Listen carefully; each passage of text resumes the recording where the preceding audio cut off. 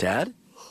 Dad, wake up. Dad, it's 9:15. Can you do me give me another 10 minutes and then really get on my case? Dad, you got to get up and you go to work. You got a family to support.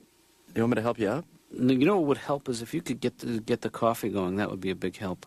Are you ill, Dad? Oh, man, I just don't feel like moving. Do you mind if I feel your forehead? What, do I feel feverish to you? Actually, you feel cold. Oh, Dad, you died last night.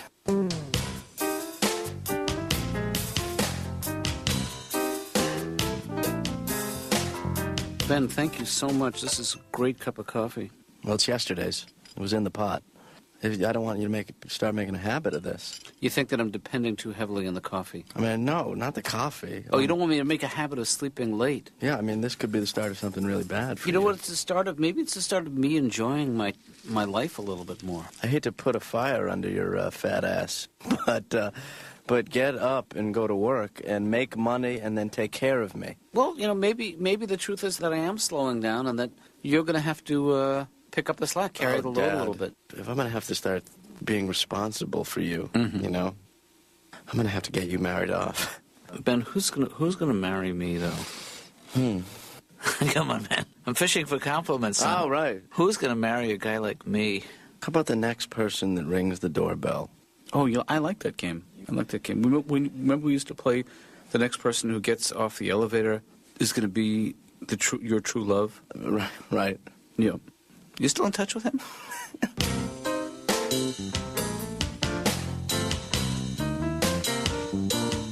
People in the Midwest are definitely friendly. You know, like where I'm from, you'd wave to a stranger. Mm-hmm. You know, what I've heard is the further you get from a big city, the nice people are. Well, Just like to walk through North Dakota, because I imagine I'd run into one guy who would be like, "Hello, how'd you like to make out with my daughter?" Sure.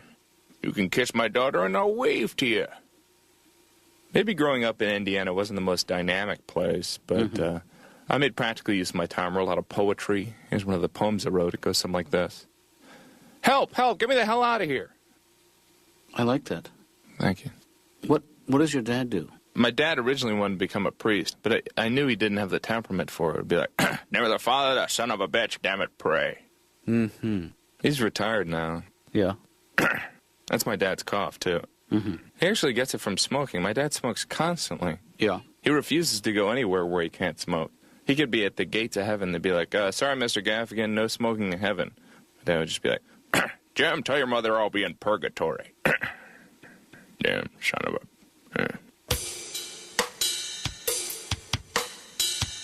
So this is just a guy who's a fixture in your neighborhood, and you're not sure that he's all there. I was talking to him recently, and halfway through the conversation, I realized he was drinking a cup of gravy. Mm. You know, I like gravy, but I've never considered it a beverage. Mm-hmm. If you're drinking gravy, you're probably not like a big health nut, you know? Wouldn't you love to be at the doctor's office with this guy? Hey, how you doing there, Mr. Jones? I got your cholesterol here. You're where your blood's not moving, right? Okay, this is kind of a weird question. You haven't been drinking gravy, have you?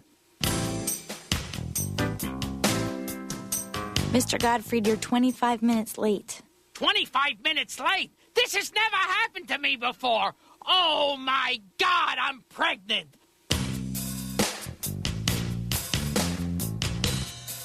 You know, Jesus had a hard life. Mm-hmm. He really did because, you know, no matter what he did, he always had to be compared to his father. It's like being Frank Sinatra Jr. You know, wherever Jesus would walk, everybody would go, "Hi, Jesus, so how's your father? Your father's doing okay? That's nice." And he'd go, "But I want to save all of your souls." And they go, "Yeah, that's very cute. So your father's doing good? Your father's all right, then. You send our best to your father." You know, Mother Teresa, she worked very hard, but she can't be declared a saint because she didn't actually work a miracle. Yeah. She saves starving children, she goes and watches by bedsides, but she can't become a saint unless she works an actual miracle. So it's kind of pathetic that in the last years she was desperate for a miracle, and instead of helping starving children, she would go, "Hey, what's that behind your ear? Oh, look, it's a quarter. Here, let me take this starving child and saw him in half. Here's my my lovely assistant, Denise, to show that there's no trick to this box. It's a solid box with solid chains on it. Hey, what card am I holding? Is it the Ace of Spades?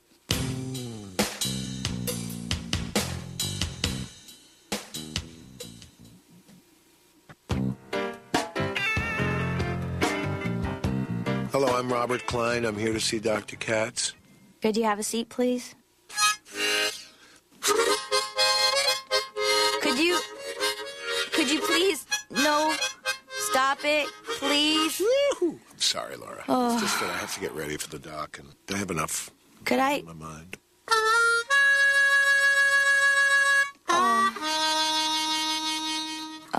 No.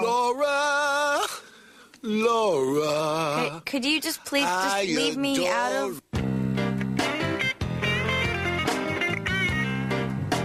It's so commercial, the world, Dr. Katz. Do people call you Dr. Katz? Absolutely.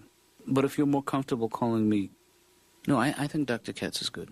George Washington was a brave man, and he risked a lot, and I know that he'd be proud to know that we celebrate his birthday every year with used car dealers. I'm Bill Duncan from Bill Duncan Dodge, and I got a George Washington birthday sale that'll knock your socks off. Right, George? That's right, Bill, and this poor actor Schmagaggy getting $90 with a rubber hatchet and a bad wig. That's right, Bill, I'm chopping down the prices on these beauties. It's a veritable cherry tree of savings. Laura? Ben. Yeah? Ben Katz. Yeah. Yep.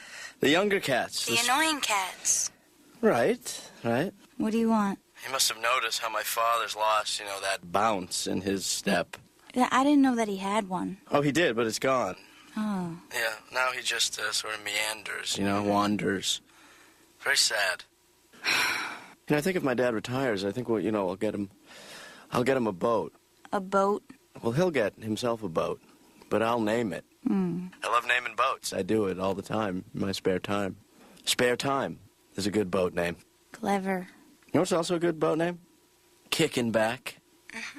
I have some trouble sleeping. I turn on the television. The only thing that can help me is watching QVC. Very lonely people calling at night. Hello? Yeah, my daughter collects China facsimiles of northeastern cities. She needs Youngstown, Ohio.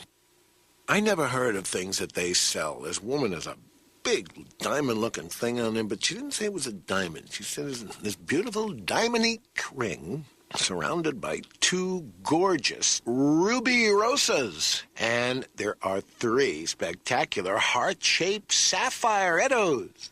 Yes, beautiful sapphirettos with the ruberosa and the diamondique. The Communist Manifesto is not a good boat name. It's not even a boat name. It's the name of a book. Yeah, I read. You know another bad name for a boat? This piece of shit's gonna sink. Well... You know what? Forget the boat. It's too difficult. Waterlogged is pretty good. But yeah, forget it. Forget the boat.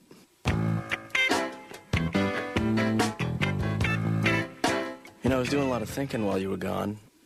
And you're on your way out. What are we going to do about it? What about having a woman registered nurse come in once a week and bathe us? I think you're overreacting to my energy level, I was kind of thinking about what kind of old man you're going to be. I think I'm going to be the kind of old man who can kick your ass until the day I die. I mean... That's the kind of old man I'm going to be. You're certainly not going to be the distinguished gray type of guy. No, I don't think that's in the cards. I was thinking maybe you're going to be one of those old guys who, just walks around, bumps into things until you sit him down. That type of guy. I love those guys. Maybe you're the kind of guy who just smiles all the time and has food on his chin. Yeah, I don't think that's... You can't take your eyes off it. I'll tell you one thing, that at least I don't have an enlarged prostate like every other guy my age. Is that a common affliction? Yes. Really? It's the acne of the middle-aged. The enlarged prostate? Yeah. What does that do to you? Well, it puts pressure on your bladder. So you have to pee a lot. Yeah, and it puts pressure on your other organs to compete. You mean they all want to be bigger too? Yeah. And another thing that I'm grateful for, I never have had to use deodorant in my entire life. Is that so? Yeah, I never did. My dad never did. We just don't sweat in that way that has an odor. You do have an odor. I mean, maybe you didn't realize it. No, I think... Oh, Lord.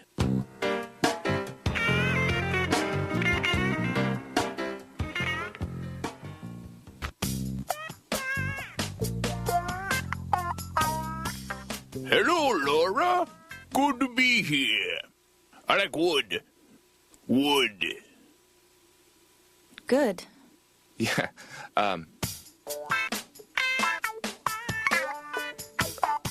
Well, you know, I think a lot of this is all about body image and how you see yourself. I am bald, blind, and pale. I'm like a large recessive gene. It wouldn't surprise me if I woke up tomorrow with a tail. Have you seen the comic with the tail? He's delightful. People always know somebody that looks like me, you know. They're always like, hey, I know someone that looks like you. I never know what to say, you know. Tell them hi, you know. Sure. The only advantage of wearing glasses is you can do that dramatic removal. My God. People always want to try my glasses on, too. They're like, let me try on your glasses. Mm-hmm. That's rude, you know. I don't go to people with hair pieces. Hey, let me try on your wig. Let me sit in your wheelchair. Oh, my God. You are so crippled. Well, the media is drawn to any kind of celebrity. You know, we've even gotten to the point where we're interviewing the models. Mm-hmm. Dr. Katz, what do we expect to learn from a model? I put lipstick on my lips. Oh. Is there anything else? I walk that way when they tell me. We have so much to learn from you. You ever see one of these interviews? They're always like, you're very beautiful. How'd you do that? My name's Kathy. Okay, maybe you didn't understand the question. You're going out with a guy in a band, right? Kathy. I go to the bathroom by myself.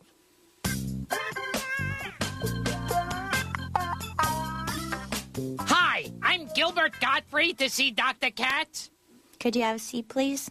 Yeah, Gilbert Godfrey. I heard you. Here, hey, do you like impressions? No? You know, oh, good. Here, watch this. Jackie Gleason in Casablanca.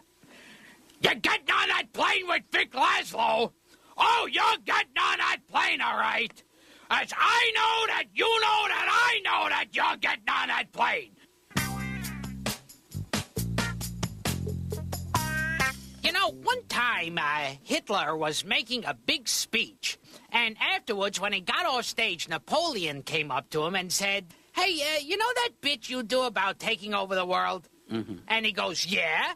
And he goes, well, that's my bit.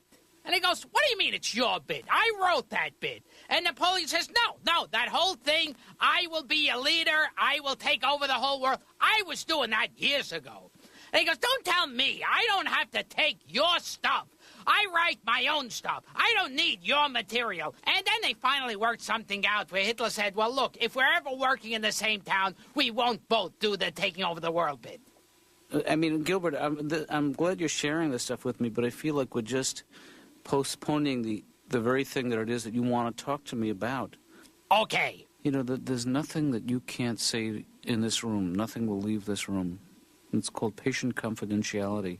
But what if I say something particularly interesting? See, this is what bothers me. Nothing I say can leave this room. But what if I say something that's really interesting, that's really like a great quote? And then I'll know it just dies in this room.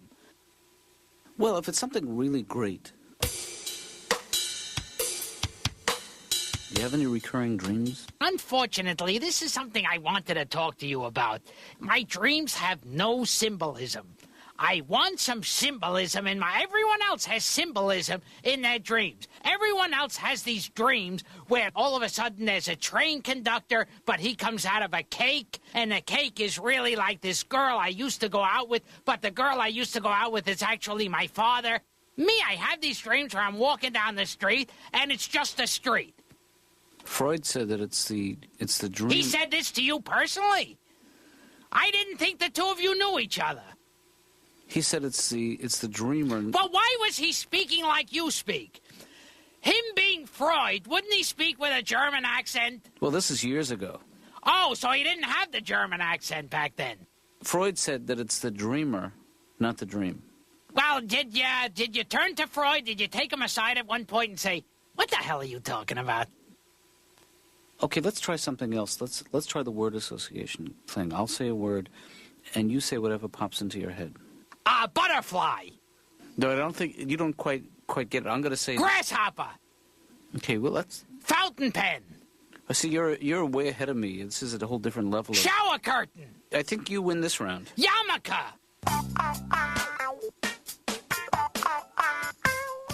Comment je la faucon, je la vision. Oh, bon. Qu'est-ce que c'est? Stanley, let me ask you something. Yeah, what? You ever think about hanging it up, retiring, calling it quits, just Yeah, sure. Yeah, I think about that. kicking back and opening up a cold brew and...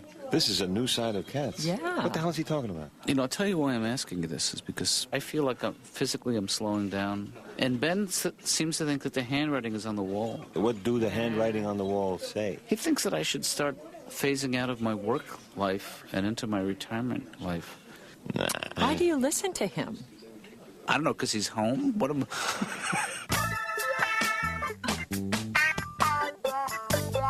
I thought about how I would like to die. Uh-huh. Because I do think about my own mortality quite a bit lately. Although, you know, there is a history of longevity in our family. My maternal grandfather lived to be 103. Every day he ate an entire raw onion and he smoked a cigar. 103 years old. You know what his dying words were?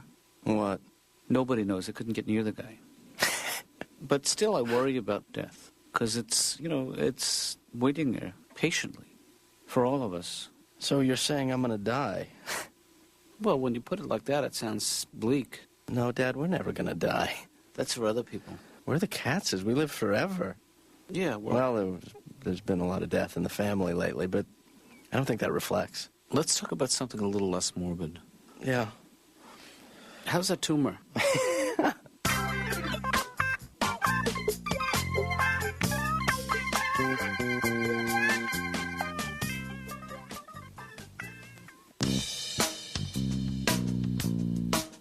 What's all this stuff here, Ben? I got a surprise for you. Is the I guess I should have wrapped it. Well, you know what gives it away is the easel and the paints. Yeah. You know. So you knew what it was right away. Immediately. That's- I mean, I'm still surprised to see it in my home. Oh, then that works out Yeah. in a small way.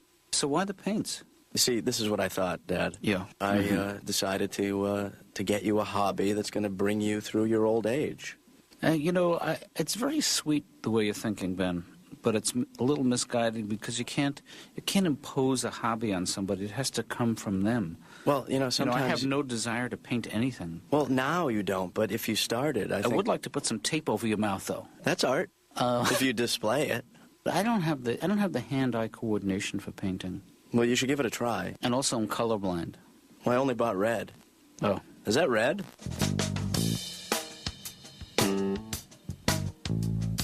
Dad, yes. you're up early. Well, I thought things were changing. time waits for no man. What does that mean? It means I like to get up. I like to seize the bull by the horns. Well, you know, it's starting to sound like the old you. I'm starting to feel like the old me. Dad, you painted something Yes. last night. Yes. Wow. What do you think? It's, You know, it's a work in progress. I'm not done yet. yeah. But, I mean, you gotta, I gotta- obviously, I gotta sign it.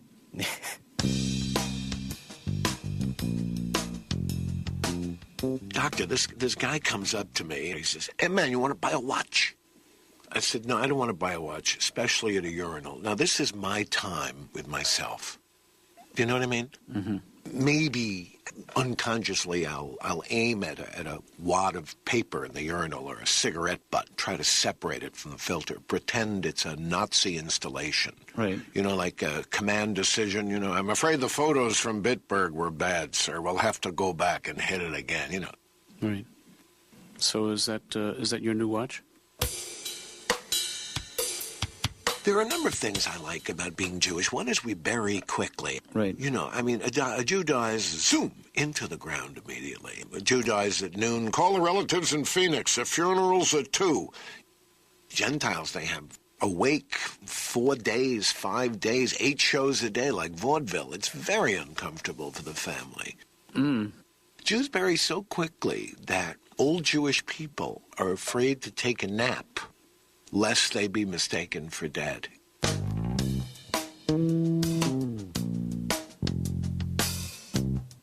Who is the the guy who was able to sell Hogan's Heroes to a network? I mean, who was able to walk into a network one day and go, okay, here's the idea. A group of soldiers held in a Nazi prison camp. It's a comedy! That's interesting. Tell me more. Well, okay, you see, these soldiers are imprisoned by the Nazis behind barbed wire, and if they try to escape, they'll be shot. I love it. It's a laugh riot. Excuse me for being too pushy, but can you change your facial expression? Oh. Why are you sitting there with one facial expression? Please change your facial expression. Smile, frown, do something, squint, Gilbert, something. Just change your facial expression. See, this... I want you to change your... You're staring at... I have this fantasy when I retire that you and I are going to get a mobile home. And just see this great country of ours. Like an RV? Yeah. Yeah. But, you know, with a toilet, with a shower. Oh, no. Forget that. We do it right. We do it the old way. What's that, stagecoach? Bareback. I'm telling you, Dad, we can take Mexico again.